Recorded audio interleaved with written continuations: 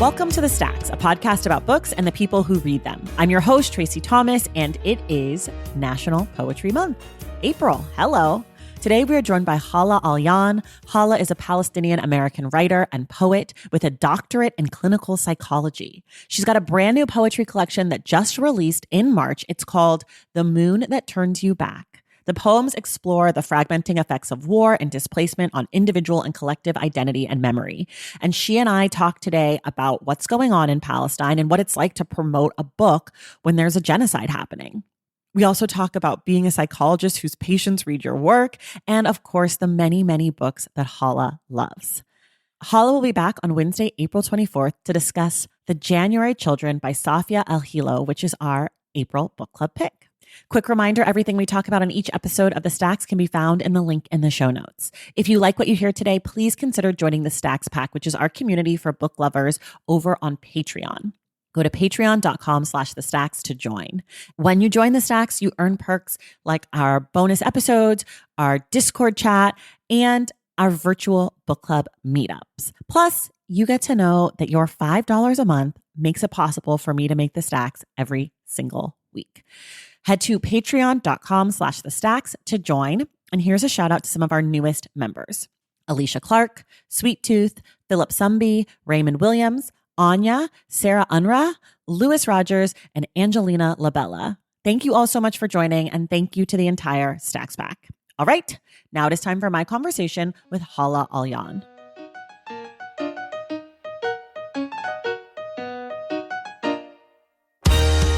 All right, everybody, I'm so excited. It is April, which means it's Poetry Month. I get to talk to a poet and novelist that I'm super excited about. It's Hala Alyan. She is the author of The Moon That Turns You Back, among other books, which we will talk about, but that's her latest. It's a poetry collection. It is in my absolute favorite color of pink. It's like the perfect pink. I just love it. Hala, welcome to the Stacks. Thank you so much for having me. I'm so excited. So that's sort of like a little bullshit professional intro, but why don't you tell people a little bit about yourself? Sure. So I am a Palestinian American author and clinical psychologist. I'm based in Brooklyn. I teach grad psych at NYU, and then I also write poetry and fiction. And more recently, I've been kind of dabbling in nonfiction and more like articles and stuff.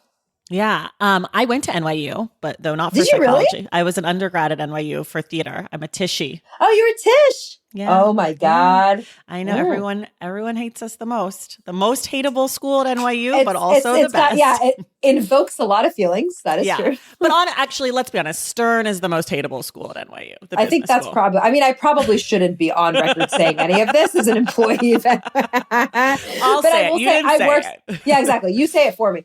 I will say I worked at the counseling center for a long time before I took the faculty position, and Tish was always like, it was like the kids that come in from Tish. You're like, yeah. Well, I'm sure the kids are going to Tish. Always something going on.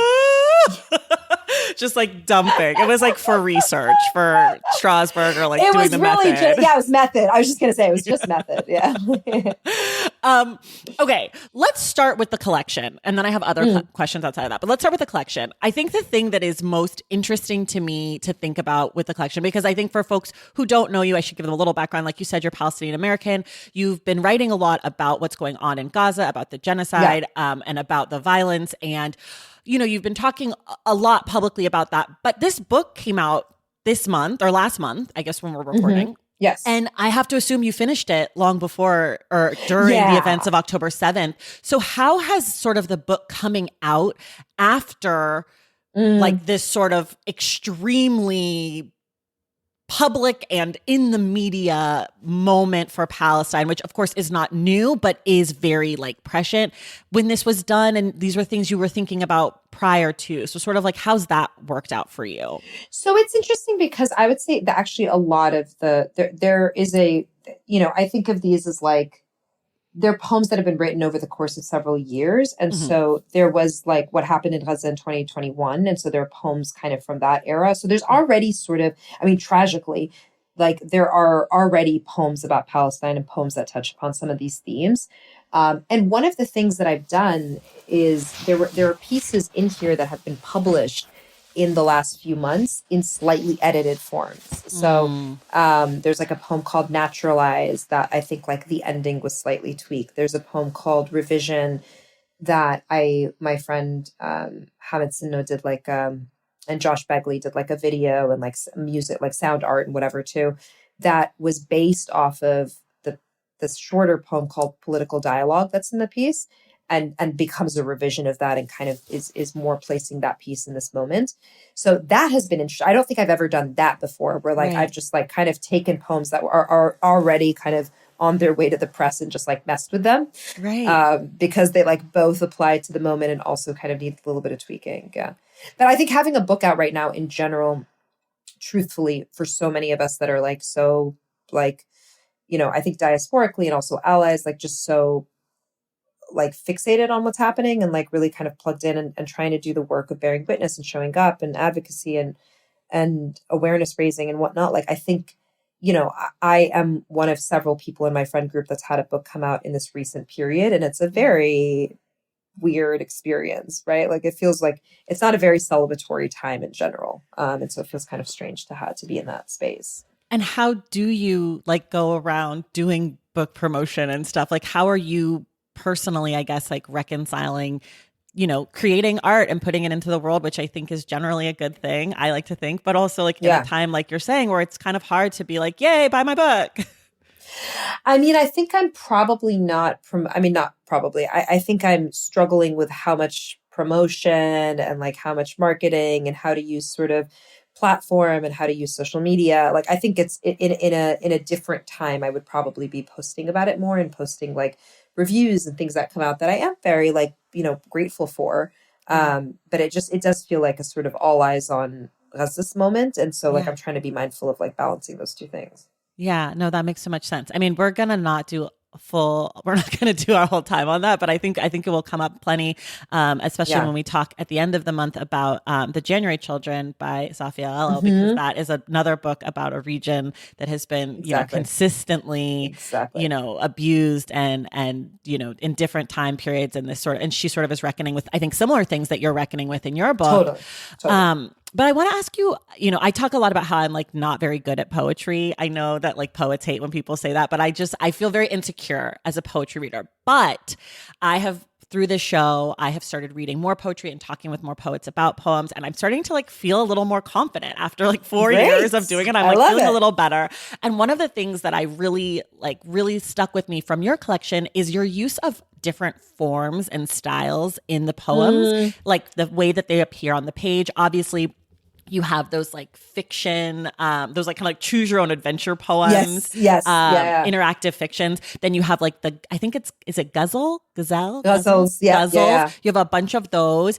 And then you have like some poems where you have like a bunch of slashes and you have, you know, so I'm just wondering for you as you're creating, how are you thinking about the actual form that the poem takes on the page? So I will say this is this is definitely the most experimental book I've written. And it's the one where I've played with form the most. I am historically not somebody that like I'm not someone that agonizes over a line break, you know what I mean? Or like, I'm sort of a bad poet in that way that like with most of what I've written, I just kind of write it. I just write it. And sometimes what I'll do is I'll just write a block of text and then go move it into couplets, which is, I think a lot of poets are much more like methodical and like mindful about how they use the real estate of the page. And for me, this is the first one where I've just been like, let's like break it. Let's like break some forms, put them back together. Let's like try to do some stuff that's like feels inventive. Obviously, like the interactive fiction poems you talked about, it's borrowing from like the choose your own adventure. Like that's already a form that exists in a different genre. Yeah. And I was just like, I haven't really seen this in poetry. And it would be sort of cool. I mean, they're so labor intensive because you have to write basically like 10 different poems in one poem. But like it was so, once I got into the swing of it, I was like, this is actually kind of amazing. And like really like it's like putting together a puzzle and like constantly thinking about how different language can, like how different words can play with other words and how different stanzas can be put together. And can you write something that's versatile and flexible enough to be like configured in whatever way it needs to be? So yeah, I do feel like that is probably the thing I feel most proud of in the collection, is that like it is the one where like I just walked into form. You know what I mean? Kind of unflinchingly. And even the ghazals, like I've never written a sonnet before in my life, for instance. You know what I mean? Yeah. Like I'd never written a ghazal before this one. Like before I wrote this like series of them, there's one poem that's kind of like a fill in the blank poem, like a key, like there's a key of words and you kind of, you know, so it's like, I think there's that. I found those, I think historically I've told myself a story about how I really don't like form, and I don't really, you know, like I don't like to kind of and like play with forms that are more complicated or take more time. I just want to sit. I want to let it flow. I want to whatever. And it turns out I really enjoyed it. What made you decide to do it? Like, what was it that you were like, oh, I really want to try this I'm time? trying to remember. I think that so a lot of the more experimental pieces, not the interactive fiction ones, but like the ghazals and the fill in the blank pieces and whatever, they were actually added on in this, like the publishers were like, I mean, I was driving them crazy because they were just like, this book is going to presses. And I was like, I have 20 more poems. Please put this, you know. And also there's like I got my medical records from there was a period of time where I had a lot of infertility and a lot of miscarriages. And so I got those medical records and did these kind of erasure poems out of them. And so like that was all really last summer. Like a lot of the pieces that are more experimental were this past summer. And I think what it did was I have like a faculty position. So the summers are off. And so I had this time I ended up taking a bunch of drop-in classes at like Brooklyn Poets. And I took, I think Poetry Society, there was like I can't remember who it was, but I took like a couple of workshops, and I have not been a student in writing in a while. And it was so delicious. And like, I really recommend that for people. Like, it's like, just to take a workshop. You know what I mean? Some of them are just like you drop in and you take the one, or some are like a couple of weeks or a few weeks or whatever. But I think that was like the summer was really there. I had this space sort of time and like mental space and whatever to just kind of like really be a student and like play with different forms. And I think one of the prompts in one of the classes that I took was to do ghazal. And I'd never done one before and I was really dreading it. And then I started to do it and was like, wait a second, I want to do 10 more of these. I love them. Those are my favorite. They're so fun. They're so fun. Can you explain to people who don't know what they are formally, like how they work? I mean, I need to look up exactly because it's like I wrote them all, but basically you end like you find a word and that becomes the word for that ends every sentence or every couplet, right? Yeah, like it ends every couplet. Yeah, every couplet. Except for the first one. Because the first one is like both of them. Yeah. Both. So you know, there's one that's like light ghazal. And so it'll like the structure is like the last two words of the first couplet are like light, and then it's different Do you word have it than in light. front? Do you have your book light. in front of you? I do, actually. Will you read that or some of that one? It's on page 44. Okay, so light ghazal. I'm terrible at parties, secrets, and money. I want my stars sexy. Fast light that's prophetic. No nonsense about physics, refraction, past light. Even in Barcelona, I can't turn a bike. I let you change my mind. Free will and wet hair. One night, I let you pour white wine and drink its aghast light. Happy now? We're both like this, full of risk and nowhere to put it. We sidle up to strangers with dry cigarettes and ask, light? I want small churches and noisy continents. I want you. I want you better. I want you moved by what moves me. God, glass, light. You like the line about men bored with beautiful women, as though boredom's the prize, as though those peonies weren't a gaslight. It's okay. I play dumb. I can't bang codes under my breath. I circle you like a devoted planet. I see the whiskey bottle. I forecast light. I'm a better gambler than wife. The house fills with music and your singing. Dear enabler, dear truce, I know you see the moon's steadfast light. I know you remember Madrid, Istanbul, pine cones, that trip to Iceland, how every midnight had a sun, how we clung to its last light. So good. Okay, let's talk about language a little bit. Let's do it. You write poems and you write novels, and they have different word counts for sure.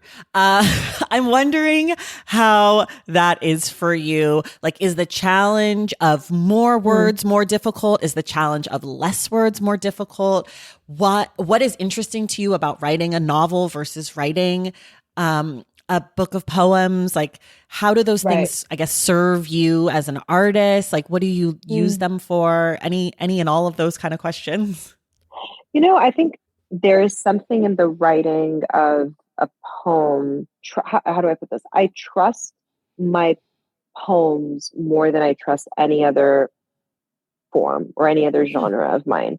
And by that, I mean, I could go months and do often go months without writing a single poem. And I don't think twice about it. Like, it's the Mm. one genre that I'm just like, I really am like, it'll come when it comes. Like, I'll be inspired when I'm inspired. And then I'll sit down and I'll write like seven of them, and then I won't write for a while and then I'll come back and do. So it's the one, it's actually the relationship I have with my poetry probably is the healthiest from the perspective of just like, very much hands off the steering wheel. Hmm. It's just like time to write a poem. I'll know it's time to write a poem. Fiction and long form nonfiction are different in that, like, I'm working on a memoir now, and I think it's like this has been the hardest project I've ever worked on, the memoir. And I think Mm. part of that is I have a really hard time writing in first person. Part of it is like I've sort of hid behind poetry and like, Yeah. kind of autobiographical fiction for so long that like in this case the I means the I. Like there's nothing Right. between you and the it's just it is what it says it is. And so that kind of like stresses me out. But I think in general, longer form projects, it's like it just takes me so much more time. Like I mean, obviously. And also what I mean by that is like because it takes so much more time, my practice has to be a more dedicated one and a more disciplined one. Mm. So I really find myself needing to, like, I have to do 30 minutes a day or like I have to try to write a little bit every day. It's not dissimilar to like trying a radical workout, where it's just like you kind of have to keep running or Yeah. you got to keep lifting or you got to keep whatever. I don't do any of those things, but from what I hear, right? From what I've been told. Yeah, yeah, Yeah, yeah. exactly. Word on the street is like, yeah, if you're going to do like deadlift, like you can't just do that and then like wait to be inspired to do that again, right? Like the project, Right. the process of that is going to be different, and the relationship of discipline is going to be different. So, also because you'll lose the thread. So there's a novel that I worked on for a very long time, or not a very long time, maybe a year, and then stopped working on it for a very long time. This is during like infertility days, pandemic, etc. Went back to it, and it's like kind of unrecognizable now.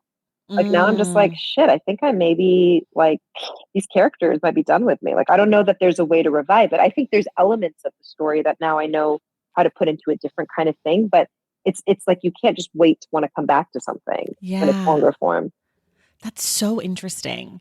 I'd never really thought about, I mean, I'm not a writer, I'm a reader. So Mm, I think a lot about like the finished thing, but I'd never, and I talk a lot to a lot of writers about their process, but I've never heard anyone sort of describe it as like intense physical exercise where you really need, like I've heard people say like you need to do discipline or write every day, but they've never really right. sort of explained it in that way of like, you can't just like become like a heavyweight lifting person if you just like Yeah, lift today and then like in 6 weeks you're like, let me try you really 500 cannot. pounds. You truly cannot. Yeah. Like, there's no way to do it.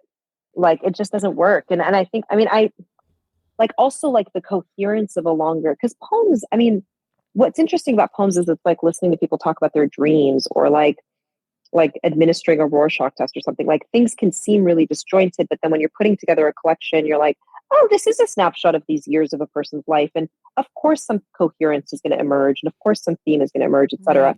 But like you can kind of trust that it will cohere and it will take a shape that it needs to, Right. as opposed to, I think there's something in the like with fiction, you can't like, you have to be actively showing up. You have to be actively, because you have to Right. keep picking up the threads you put down day after day after day, or else, I mean, the story's not going to write itself, Right. Right. That's so interesting. I literally last night, I just started Hanif Abdurraqib's newest book, and, it's long form nonfiction. And I got like 4 pages in and I just was like, I know that he knows where this is going. Like, I know he knows hmm what he's doing, hmm but how does he know? Like, how does he know what he's doing? Because, like, in the first 5 pages, it's like James Brown, Michael Jordan, the Fab Five. Like, I'm just like, That's really funny. what? I'm like, where are we going? So, anyways, it's funny that you said that because I had that thought of like, how do authors know where they're going? Um, I often don't, for what it's you, worth. Like I do a okay, lot of story. I often don't. I do a lot of storyboarding. Like okay, I sort of steal that from like script writing. So like I'll do like a big like, poster board and then use different colored note cards and kind of like put together like, Okay. the green means this character, blue means this era, blah, blah, blah, blah, blah, especially because I often work with like multi-generational stuff and Right. often in different timelines, right? So there is some structure, so you have some semblance of like, I know where this character is going to be in like 1972. But then you Mm. start writing, and then it's like you can't control your character. I mean, that's kind of the beauty of like fiction, really, is like characters just become their own. I really miss writing. No, I really want to get back to fiction. Like characters just fucking do what they're gonna do. They just like Right. they show up, they start sleeping with each other, they start like leaving their jobs, they start making bad choices. And so Right. there is some element. This is like the magic of any sort of creative work for me, at least, is that it's the same. Like I do visual stuff sometimes too, where it's like you start putting colors or you start doing whatever, and you're just like, you really don't know. And Hmm. every brushstroke or everything if you collage, like you put a thing in one corner or you write a character, okay, you know what? The character impulsively decides to buy a ticket to California. Like, what is that then going to do to the whole story? We have no idea. And like, there's something Right. in that I am just as eager of an observer of what's going to happen next as like any final reader is. And it's like such a delightful process. I I have heard so many writers say a similar thing of like you don't Yeah, know what your characters are going to do. As a reader and as a like very type A person, I do not believe you guys. Anytime someone says that to me, I'm just like, so I why did get you it. start writing this book if you have no clue what these people are going to do? I know that it must be true for all of you who say that to me, but in my I brain, totally get it. because I only see the finished product, I'm like, of course you knew Michelle was going to sleep with John. Like, hello, she entered the How could you scene. not? Yeah, Yeah, yeah, like it was yeah. very obvious. You were broadcasting it from page 5. Like, That's so so it's funny really hard for me to to like wrap my believe head. it. Yeah, to wrap my head around. Even though I know, like when I've done visual art, I used to do these like collages with my mother-in-law. Right. You'd start with these pieces of paper and then you'd put like some texture down, like some like Mod Podge, and then you wait for it to dry, and then you'd paint it, and then you'd like, and so I didn't know what I was gonna do. I didn't know what it would turn out as. But when I think about that for a book, I'm like, what do you mean you didn't know? So I will say this. I will say this. The perfect example of that on the other end, from a different vantage point, is that I once did a reading at a university, and one of the professors that like how came up to me was like, I teach your book in my class. It was a poetry collection. I was like, great, amazing, thank you so much. And he was like, it was I think the 29th year, and he Okay. was like, and we talk a lot about how the birds that are in the book, they symbolize migration, they symbolize flight, they symbolize whatever. And Tracy, I just looked at him. I've never written the word bird down. I don't know anything about a bird. I don't know what Oh you're talking my about. God. And he looked at me. I mean, kind of gave me like, okay, I'm gonna move away from this conversation. But All right, he ma'am. was, yeah, he's like, okay, yeah. But he was like, well, there's a lot of birds. I was like, no, there's not a single bird in this book. I went home that night or back to the hotel and just flipped through the copy. And my God, if not every other page, Wow. like every other poem, every 3 poems, there was some form of bird and some form of flight and some form of motion and some form of whatever. So I think that's sort of the proof from a different vantage point, is like also Right. you don't know what you're putting on the page in some way. Right. And that is maybe the thing I am most excited about when I think about writing and as a reader, is what the Mm. writer didn't know they were doing. Yeah. Yeah. I mean, we talk a lot here, and I'm sure we'll talk about this, for book club about like close reading. Cause I sort of joke that I'm not a close reader. Like, I'm not usually a Yeah, person who notices like all those little things, though there sure. was one word that appears a ton in Sophia's book that I do want to talk about. Hmm. But there are people who are part of like this community who are super close readers, and they'll Right. be like, oh, did you notice this little thing? And I'm always like, wow, I super duper wonder if the author knew. Cause sometimes I'm like, Right. okay, the author knew, but sometimes I'm like, that was a perfect mistake and they have no Uh-huh. clue, but they're going to start That's right. telling people they were like, oh, I read That's about right. birds. That's right. That's right. So, I mean, totally. I think there is something about I don't know how much authors know. And I also am not, I think some authors are probably more like there's more of a there's more Yeah. premeditation. Do you know what I mean? I think I've never been, I don't have the patience for I'll just sort of be like, I'm going to write and it's going to be whatever it's going to be and we're going Mm, to take it from there. But I've definitely heard writers talk about spending months storyboarding as a book before yeah. before they even begin it. Yeah. I think it's like a personality type too. Like certain people, Right. like the way you create your art is just different, like, cause I've heard a whole spectrum of things, but anytime someone's That's like, right. I didn't know what the characters were going to do, I'm like, I don't believe you. How is that I possible? totally got it. I totally, yeah. Yeah. Okay. I want to ask you because your other job is you're a clinical psychologist Yes. and a professor. Do your patients know that you are a writer? Do they know about like your life? I think at this point, most people, I mean, think of it like if you were going to look up a therapist or like, you'd probably Right. Google them. So I Right. think like it was like when I was starting out, like even just 10 years ago, it, it wasn't that like, I think it wasn't that common. Like people still kind of Googled each other, but it wasn't so like par for the course. Whereas now, like, I think the first thing you do, Right. up your therapist or you look up your doctor, you look up your whatever. So I think it doesn't take much to like discover that somebody has like, especially if they have any sort of public facing, work. Right. So yes, I would say virtually everybody I work with knows that I do this. Has anyone ever been like, oh, I read your poems or I read your novel? Oh yeah, And what's that like? I've had patients come to book launches, Oh, which like technically not supposed to do, but like I mean, right. you also can't like tell someone to leave a like Mhm. I actually think it's one of those things where if you're going to do something again that's like Googleable or like discoverable on a public platform, like Yeah. you kind of have to my approach with the therapy part of it is like you have to be willing to answer to it. Like you have to be able to have that Yeah. conversation as a therapist. So like I'm very much like an open book where it's like, yes, what was it like to read this thing? What was it like to read like your therapist talk about this or that? What was it, because Right. I think like I also write about all sorts of like I'll write about marriage and sex and life and loss and grief and miscarriages and like Right. it's like there's nothing that's kind of off the table. And so sometimes talking about things that have been published has led to like really actually beautiful and poignant conversations with clients. Yeah. I was sort of thinking it could kind of go like a lot of ways, but Mhm. like if you know information about your therapist's life, it's like, well, I saw your medical records in the poem, the medical record poem. So Exactly. like, Yeah, exactly. I think it's more like what I'm doing is more than the average bear in terms of therapy. You know what I mean? Like right. my clients know more about me than your average like clinician, Right. and Right. that's just part of it. And I think it like that's not for everyone. And I definitely think there are some people who do not want to know this much about their therapist. Like it's Yeah. distracting, it's whatever.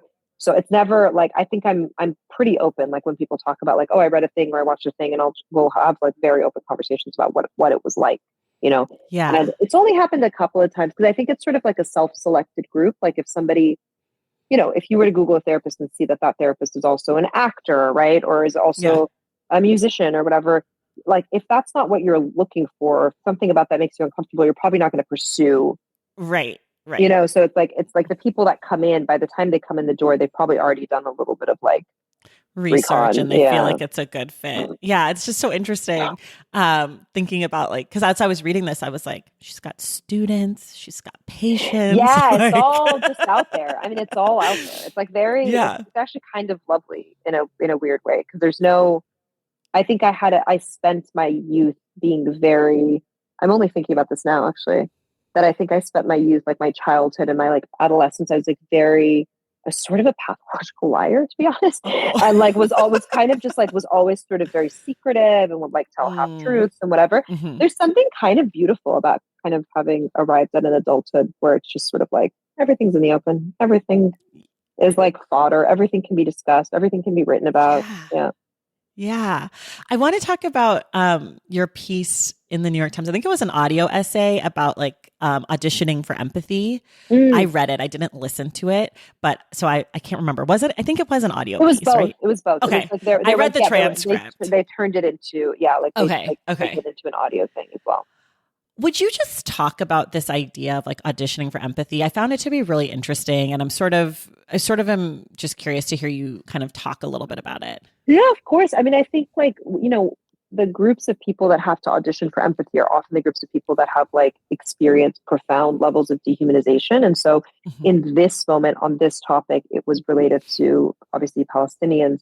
But I think that's something we've seen like in our country. We see it around like Black communities, we see it around different brown communities, queer communities. Like I think there is a way in which marginalization, like groups that are marginalized and have historically been oppressed, I mean, again, it's hard to oppress people if you haven't dehumanized them. Like Right. the dehumanization is sort of crucial in the process of enacting injustice, which is why the reverse of that is crucial in the process of enacting justice, right? Being able to identify it, point at it, start to undo it, start to challenge it. And so the piece was about, my vantage point as a Palestinian American that's lived, that sort of had this interesting thing where I wasn't just raised here. Like I Right. know a lot of people that were like here during 9/11 as Arabs or as Muslims or, had sort of these experiences.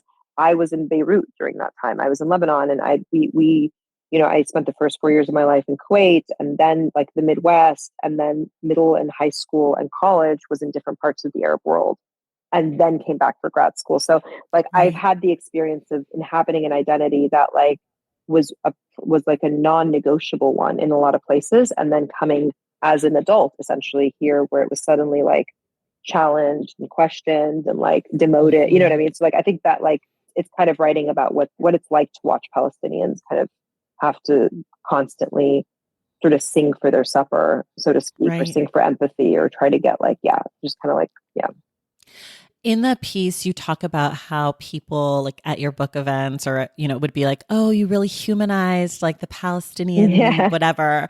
And you talk about like, well, your response is sort of, maybe not to them, but in your head at least is like, well, what were they if not human? Like, before, yeah, what were they before yeah, I did that? And I'm wondering like, that was your first novel that you were referring to when you wrote Salt Houses. yeah, exactly. But since then you've written another novel, you've written this poetry collection. Do you feel differently about like your job as an artist as far as like humanizing? Do you feel like you want to buck up against that? Like, are you trying to subvert this idea that like your job as a Palestinian American writer is to humanize Palestinian people, or do you embrace that sort of obligation? I mean, it's really interesting because I think I have been lucky thus far in that the stories I have felt drawn to tell happen to also overlap with this thing that I do feel strongly about, which is like representation and and people who know and experience being the ones that write it, you know? Mm-hmm. So the novel that once I finish this memoir that's literally sapping me of life, like then the project that I want to go to is I just like had this idea years ago, and it's like kind of stuck with me as a woman who is basically like, goes back to try to figure out in her adulthood what happened to her college roommate who was found murdered during their senior year, So like, it's kind of like thrillery. It sort of has Mm-hmm. a mystery element to it. I've never written anything like that before. I've never even Okay. thought about writing anything like that before. I think that will be, and it has an element of like, it talks about Arabness, it talks about whiteness, it talks about what it is to sort of like try on different identities and co-opt identities and whatever. But it's certainly taking me in a different, like will take me in a different direction. And I don't know what it'll feel like to do that. I don't know if it'll feel like I'm sort of, like I should keep writing the multi-generational stories. Like I Mm-hmm. think the multi-generational like Arab family story is sort of my, like that's my jam. Like I kind of love reading them. I love writing them. I Yeah. love thinking about them, but there is something, like there is something kind of liberating about being able to say, like, regardless of your identity, you can go tell a different kind of story. That's okay. And can trust that the stories around the identity and around the history will still be there to tell. And also that other people will be telling them too. Like that's the thing about Yeah. representation is if there's good enough representation, then no one person feels like they have to be an ambassador of an experience. Right. Right. That's so right. Okay. We're going to take a quick break and we'll be right back. Valentine's Day is upon us, and I've got love on the brain. Love for books. Duh. Of course. Hello. Did you forget what podcast you're listening to? I love bringing you all great reads, exclusive author interviews, and behind the scenes book gossip. But I can only do that with your support over on Patreon and Substack.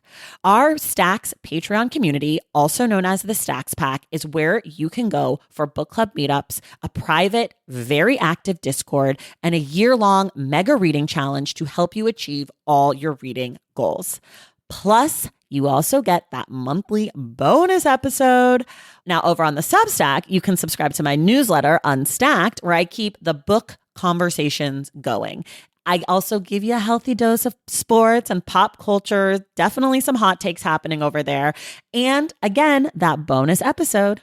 If you don't have a few dollars to spare, don't worry. There are free options on the Substack and the Patreon to get you a little extra Stacks magic.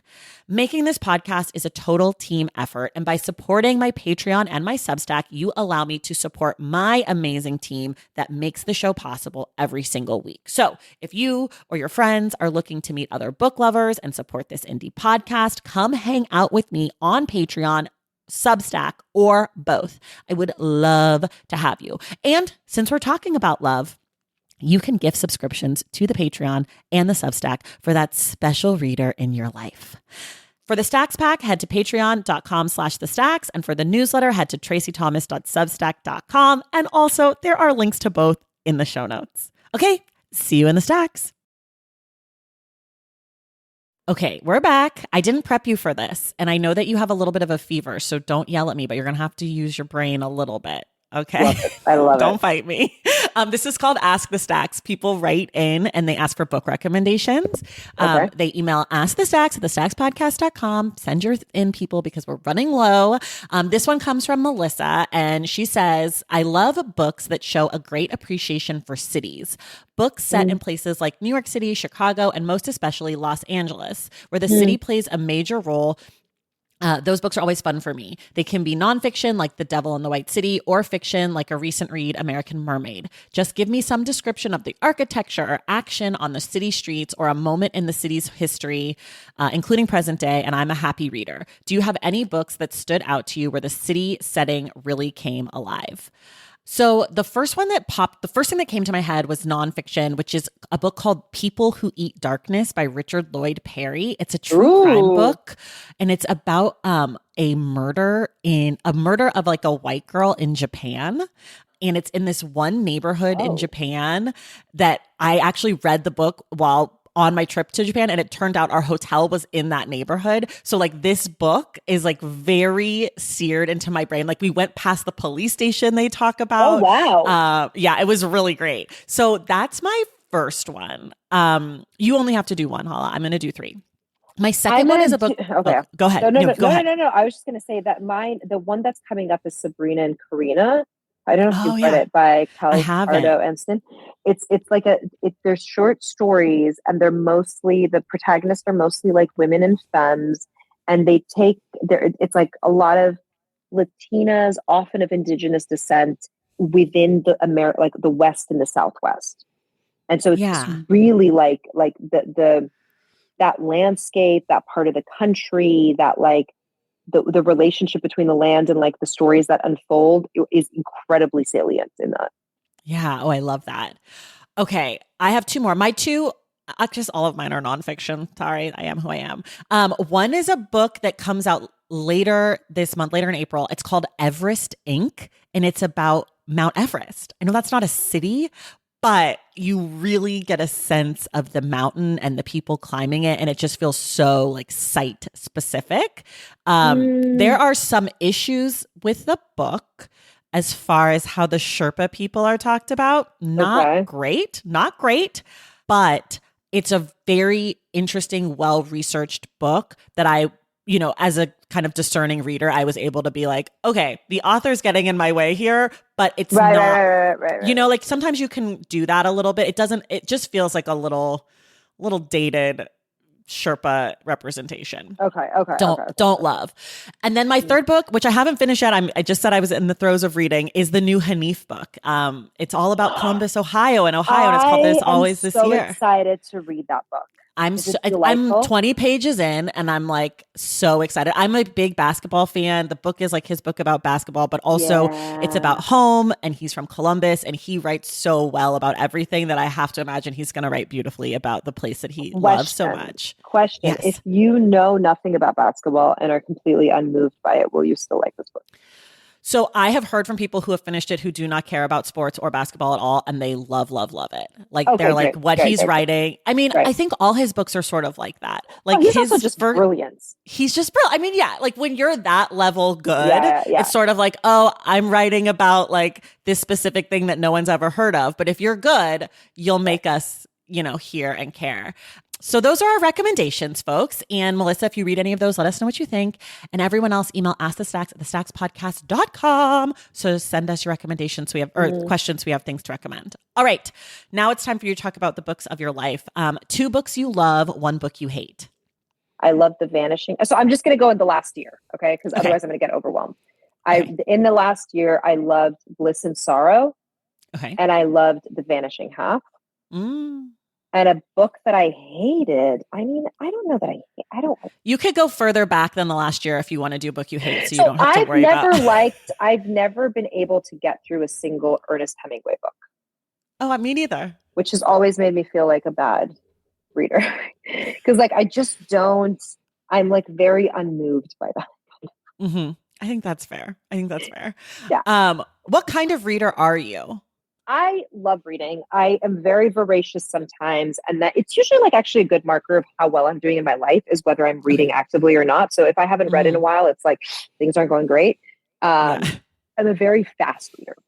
So jealous. I can kind of speed read. And so actually when I'm really loving a book, I have to slow. I really am will kind of very mindfully slow down the pace that I'm getting through it so that I don't finish it too quickly. But I'm not a big read several things at the same time. I find that kind of distracting. I will say very new development in my life is that I started listening to audiobooks specifically of memoirs. It's the only thing that I listen to because I actually can't imagine listening to a novel. But the memoir, then now you're talking, because I love podcasts. Now you're talking a 9-hour podcast where a person is talking about their life. Yeah. Delicious. I mean, it's like a therapist's dream. You know what I mean? And there are, I mean, I only listen to ones that are narrated by the memoirists themselves. Yeah. And so it's kind of the most amazing experience. Yeah. That was my gateway. Yeah. I just listened to What My Bones Know. Oh, Stephanie Fu. And she also was American. She also, her voice is amazing and knows how to do this thing. But it was so wonderful. Yeah. And I was just I'm going to spend, 10 hours with this person and just hear about their life and hear about their, be let into their world. So yeah, I've tried to audiobook poetry. It hasn't really worked in any other genre, but I love the memoir. Yeah. Memoir read by author was my gateway into audiobooks. The more that I listen to audiobooks, the more that I can listen to on audiobooks. So it's almost like a muscle. Fiction now? Not on audio. I don't love fiction generally. Oh, so I'm I'm very discerning about what fiction I pick up. I almost have to know that I'm going to like it, because it's struggle. There are a few fiction books I've read on audio that I've liked. So fiction in general what is it about it that doesn't? I don't know. I think sometimes being able to predict what's going to happen gets in my way of reading a novel in a way that with nonfiction, I either don't need to because I already know what's going to happen, or I have no clue what's going to happen. Interesting. And I think sometimes I judge what's going to happen in fiction. I'm oh, this is not believable, in a way that if I know it's true, I'm well, I have to believe it because it really happened. And I also think that I like a lot of plot. And so a lot of books that people recommend to me are books that are much more character driven, and I struggle with those. So I try really hard to do a little bit more research about fiction that I read, because I really don't like not liking a book. I really don't like being ugh, this is a slog, because I just have to read so much. So I've started actually doing a little more genre fiction, because knowing that I know it's going to have a happy ending if it's a romance, or knowing that it's going to get solved kind of takes that part out for me. But I don't know. I really like true stories. I like documentaries. I see. So that's pretty consistent across mediums. Yeah, I think so. And I like reality TV. I do like some scripted, but still very formulaic. My favorite TV show is Grey's Anatomy. I know what's going to happen. Oh, interesting. I don't like where I'm trying to figure it out, but I'm not sure. I'm just tell me what's going to happen. That's really funny. Don't. Or just don't. Yeah, because I watched Succession. Do you watch that show? I've watched. Or did you? Yeah. And the whole time I'm watching, I'm just okay, so this is the next move. So I think maybe that's part of why. But on audio fiction is hard. I was just gonna say I've never tried it. I've never tried audio fiction. It's hard because there's characters and I want to and have more opinions dialogue about and them. yeah, Yeah. I want to yeah. have more opinions about the characters in my brain. Whereas with nonfiction, it's a little bit easier, I think. What are you reading right now? Actually, in this very moment, nothing. And that Mhm. is something I gotta pick a book. I have this like, like there's one of my bookshelves is like just books that I haven't read yet. Yeah. And so I actually yesterday was kind of like, should I go nonfiction? Should I go fiction? Mm. Should I go nonfiction? Should I go fiction? And then I just went to sleep. but, but I think like that's like I'm kind of in that delicious. I sort of love this moment where you're like about to start a project, you're about to start Yeah. reading something. I'm Yeah. listening to. So it's interesting because you just said, "What are you reading?" And I don't know that I think of audio as reading. Mm. So I guess if we are including audio, then I would say I'm listening to Sloane Crosley's "Grief Is for the Oh, People." the Grief is for People Yeah, one. Are you yeah. liking it? I am actually. I am. There's certain parts that I am like. I'm like I'm only about halfway through, and there's certain like she's weaving in a bunch of different things. It's like the primary story is about her friend's suicide, and it's very like Mm-hmm. and like also how that happened a month after she got burglarized, and Right. so it's like about like loss and grief in these different ways. And she's sort of starting to weave in other things, and I feel like sometimes I'm losing the plot a little bit, but she is such a like she's one of those writers that's so engaging and so Mm. funny and so Mm-hmm. you know what I mean, like evocative that I'm kind of like I'll follow you wherever you go. Yeah. Yeah. Interesting. I also read I listened to Leslie Jameson's Splinters right before Oh, that, and like, how was that as what an did you audiobook? think of Because that? I haven't read it yet, but I want to do it on audio. I would listen to it audio. I mean, she also has a beautiful voice. I don't know if you Yeah. Oh, listen to she any of her does. other stuff. Beautiful Yeah, speaking voice. Uh-huh. very beautiful speaking voice, very like slow and melodic, and yeah, it's like a very painful story about like a divorce and like Yeah. like again also lost in these different ways. Like, but yeah, I've enjoyed it. Do you do celebrity memoirs on audio ever? I don't think I've ever read a celebrity memoir in Oh my my life. God. They're so Really? fun. Yes, they're Is that so where it's fun. at?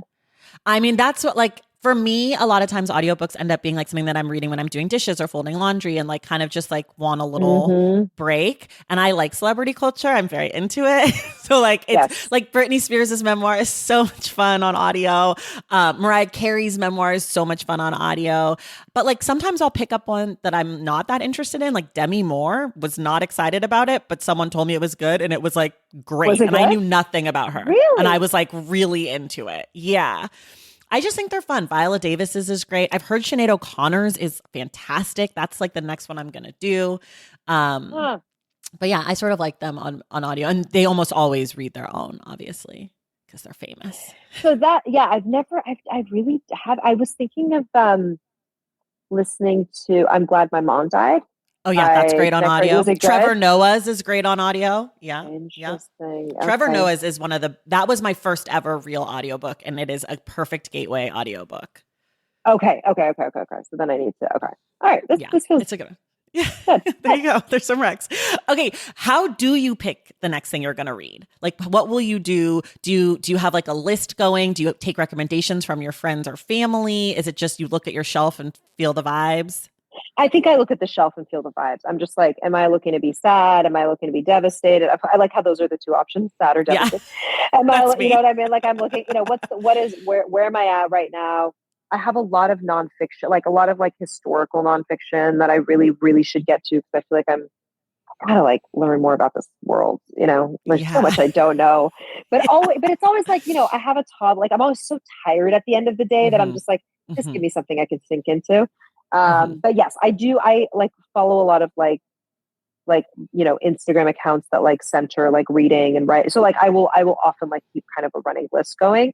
And every now and then we'll just order a bunch and keep. I mean, I'm not someone that orders like one and then reads it and then orders another Right. and then reads it. You know what I mean? Like Yeah. I definitely like have way too many books that I have not like begun to read, and it makes me feel safe.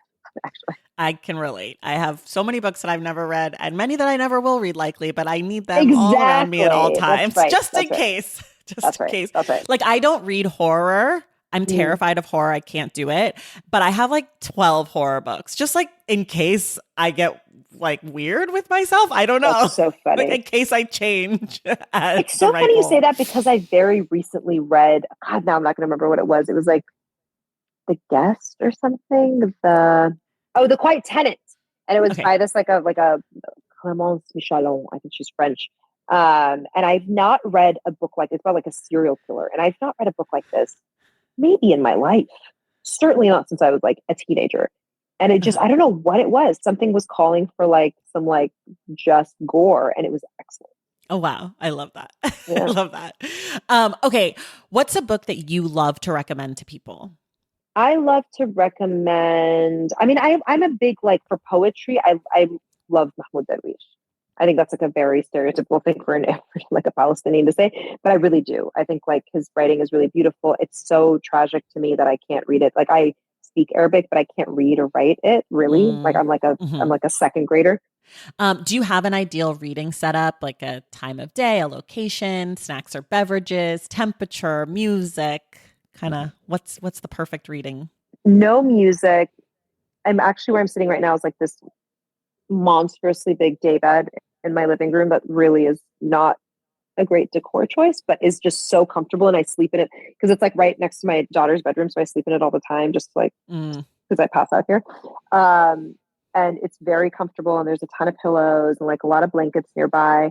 The snack that I like since I was a kid, because I was like super voracious reader when I was a kid, is always like I love eating lemons and salt. And when I say lemons, I mean I eat them like an apple. Like I eat the rind. I know it's what very weird. Your face was amazing just now. Like I'll just I've never heard of this. I'll cut up a lemon into like little like wedges, get some salt going, just dip it in the salt, and then you just eat it with the rind. And the rind kind of cuts the bitterness. I was picturing you taking a bite like an apple That's out of a lemon. Happened. That's also happened before. What? Yeah. I love a good lemon. Regular lemon? A Meyer lemon or just a straight up bitter? A lemon. You know what's really funny? This is the craziest thing I've ever heard. I love this. This is going to be the second craziest thing you've ever heard is my kid, since she was like 1, she calls them Yemens. She loves lemon. And when I say she loves lemon, she just likes to like suck on a unsalted, unsugared lemon. And my kids like lemons too. They call them manus. Manus. Not anymore. And so like people will be like, okay, you got that from your mom. Because like, it's just, I've like that. So that is a snack that I think because I did it so much when I was a kid is like when I'm reading and if like kind of have a hand for it, like that's the one that I find myself like salivating for. It's super weird. I recognize. And so all my books are like a lot of my books are really sticky. And smell like lemons. Which is a great thing to smell like. Which is a great smell. It's so funny. The reason I added this question to the questionnaire was exactly for an answer like yours. Like something unique and special and something that I'd never... A lot of times, I get popcorn and wine, not salted lemon. Funny. Incredible. Do you have a favorite bookstore? I really love Greenlight Books. I've done like a launch there before. I like Bookstore Magic. I like Word Bookstore. Those are 3 like local ones that are like within the vicinity of where I live in Brooklyn. I love like a small indie bookstore. It's like nothing feels cozier to me in the world. The best. What's the last book that made you laugh? Actually, the Sloane Crosley, there's been a couple of like laugh aloud moments in like her writing where like she also, because she has this very like very soothing and also somehow simultaneously sardonic voice. And so there's a way that she delivers her lines that like I've like there have been a couple times where I've just like honked with laughter on like the train. I love that. What about the last book that made you cry? Last book that made me cry probably would have been Bliss and Sorrow. Yeah. The last book that made you angry? I was rereading The Ethnic Cleansing of Palestine by Ilan Pappé, who's like an Israeli historian.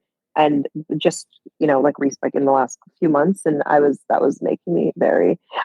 Yeah, it was making me angry and sad and frustrated and whatever. And I'm just like, I wish people would just like read more about the history, et cetera, et cetera.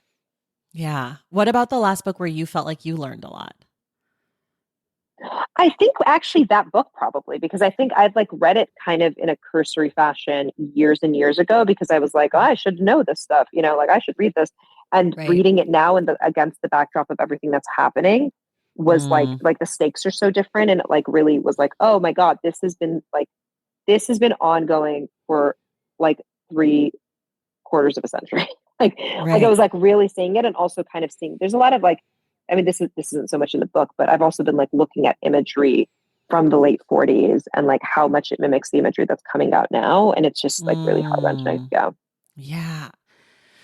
History, when you start digging in, it's not really great. upsetting. It's not good. Very upsetting. It's very upsetting. Yeah. I think that's why so many people are like, I don't like history. I'm like, yeah, because you start to feel pretty because it horrible. doesn't feel good. Doesn't feel good. People behave badly. Is there a book that you wish more people like read or knew about? There's a poetry collection by Renoué Jauhari that's called Bint, Bint, and it's like such a stunning book, and should be like a book that like people read in classrooms and stuff. It's really beautiful. I would say I found, although I think this is relatively people like Meet Me Tonight in Atlantic City by Jane Wong to be really beautiful. I don't know the memoir. Okay, great. Yeah, so that's what I would say. Like check out. Okay. I guess since you have this whole other career and job, I should ask you this. Are there any books that influenced your other professional career, your psychology career? That's a good question. Okay, so there's a book called by Philip Zimbardo called The Lucifer Effect. And it's I think the tagline is like understanding how good people turn evil. And it talks a lot about, like, it kind of unpacks the Stanford prison experiment. And they basically just talk, like, you know, he I mean, I don't know how I feel about the word evil, but like he basically talks about the psychology of people doing things that feel, you know, outside the norm of their like value systems, and how much it like, and really how it doesn't take much for people to kind of like buy into like power dynamics and start like, you know, mistreating others. That book sounds extremely my shit. That's like the kind of thing I like to read about. It. Yeah, I think it's okay. I'm gonna immediately go get that. If you were a high school teacher, what's a book you would assign your students? I think in this moment, I would love to like assign more stuff by and about Palestine. I think that's like something that's really underrepresented. I think I would also, I feel like in high school, I didn't really read a lot of poetry. I think I would like go hard on poetry as well. Okay. Yeah. Last one. If you could require the current president of the United States to read one book, what would it be? Probably like a book by Rashid Khalidi, or a book by Alyan Pape, or a book like, I mean, something in this particular moment to like get right with your history. You know what I mean? Like, if you're still going to make the choices you're making, make them, but like at least like have studied your history from all angles. Joe.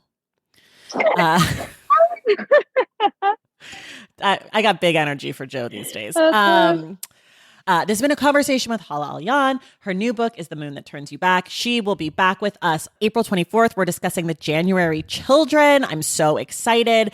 It's Poetry Month. We're digging in, you guys. I cannot wait. So get your copies of that book. Get your copies of Hala's books. She's got many. So if you've already read The Moon That Turns You Back, you could read. She's got 2 novels, 2 other poetry collections, or 3 other poetry collections. I think this is the 5th. 4 other. Oh, yeah. Damn. 4 other poetry collections. So you guys have reading to do. How about that?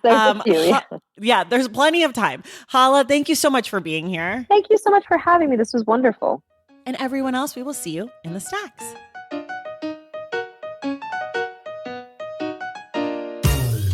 All right, y'all, that does it for us today. Thank you so much for listening. And thank you again to Hala for joining the show. I'd also like to say a quick thank you to Nina Leopold for helping to make this conversation possible. Hala will be back with us on Wednesday, April 24th for the Stacks Book Club discussion of the poetry collection, The January Children by Safia El Hilo.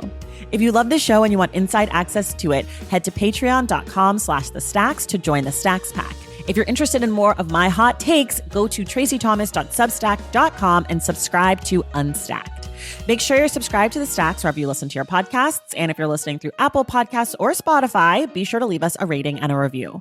For more from The Stacks, follow us on social media at The Stacks Pod on Instagram, Threads, and TikTok, and at The Stacks Pod _ on Twitter. And you can check out our website, thestackspodcast.com.